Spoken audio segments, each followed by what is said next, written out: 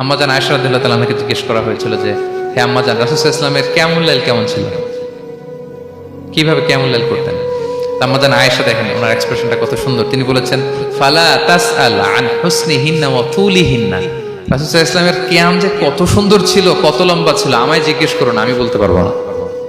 আমরা অনেক সময় যখন খুব বেশি চমৎকার কিছু হয় তো আমরা কি বলি, ভাই এত সুন্দর ছিল, আমি বোঝাতে পারবো না।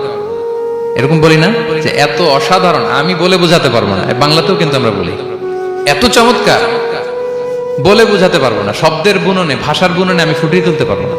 আমাদের আয়েশা এটাই বলেছিলেন, ফালা তাসআল আন হুসনিহিন্না ওয়া তুলিহিন্না। রাসূল সাল্লাল্লাহু আলাইহি ওয়াসাল্লামের রাতের নামাজ কিয়ামুল লাইল যে কত সুন্দর ছিল, কত দীর্ঘ ছিল, লম্বা ছিল, আমায় জিজ্ঞেস করো না, আমি বলে বোঝাতে পারবো না। সুবহানাল্লাহি ওয়া বিহামদিহি। আমরা যেন লম্বা সময় কিয়ামুল লাইল করি। আমাদের আয়েশা রাদিয়াল্লাহু তাআলা আনহা আরো বলেন, কানা ইয়াকুমু মিনাল লাইলি হাত্তা তাতাফাত্তারা কদামা। এত দীর্ঘ সময় দাঁড়িয়ে থাকতেন, থাকতে থাকতে ওনার পা ফুলে যেত, পা দুটো ফুলে যেত। আপনিও দীর্ঘ সময় দাঁড়িয়ে দেখেন যে পায়ে ঝিম ধরে যাবে, পা ফুলে যাবে, এটা করতেন রাসূল সাল্লাল্লাহু আলাইহি ওয়াসাল্লাম। তো আম্মা জান আয়েশা বলেন, ইয়া রাসূলুল্লাহ লিমা তাসনাউ হাদা ওয়া কদ গুফিরা লাকা মা তাকদ্দামা মিন যামবিকা ওয়া মা তাআখার। আপনি এত কষ্ট কেন সহ্য করেন নিজের দেহের উপরে?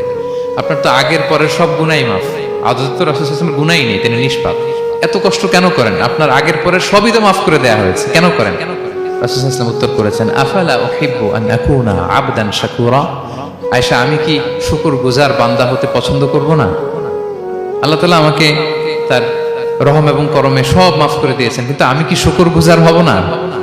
আমি কি আমার রোলটা প্লে করব না? আমি কি নিজেকে সঁপে দেব না আল্লাহ তাআলার কাছে জায়নামাজে?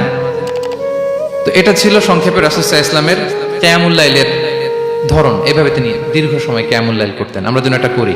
সেন্ট্রাল মস্কে কিয়ামুল লাইল এবছর নিশ্চয়ই হচ্ছে, আমরা যেন অংশগ্রহণ করি। 5 নম্বরে রাসূল সাল্লাল্লাহু আলাইহি ওয়াসাল্লাম দোয়া করতেন। এই কদরের রাতগুলোতে খুব বেশি বেশি দোয়া করতেন। দোয়া নিয়ে আমরা একটা জুমার খুতবা দিয়েছিলাম, সেখানে আমরা বলেছিলাম যে দোয়া হতে হবে খুব আন্তরিক দোয়া, রোবোটিক দোয়া যেন না হয়। আপনার আবেগ, ভালোবাসা, মনের মাধুরী মিশিয়ে, চোখের পানি মিশিয়ে, অশ্রু সিক্ত করে এই দোয়াটা করতে হবে, তাহলে সে দোয়া আল্লাহর কাছে কবুল হবে। আমরা যেন আমাদের ভাব, আবেগ সব ঢেলে দিতে পারি আমাদের দোয়াতে, আমাদের সেজদায়, আমাদের কিয়ামুল লাইলে। এবং যে কোনো ভাষায় কোরআনিক দোয়াগুলো রেকমেন্ডেড, হাদিসের মাসুরগুলো রেকমেন্ডেড। তাছাড়া আপনার নিজের ভাষায় আপনার কি চাওয়া, আপনার কি আকাঙ্ক্ষা, আপনার মনের কষ্ট, যাতনা সবকিছু আপনি আল্লাহ তাআলার কাছে পেশ করুন।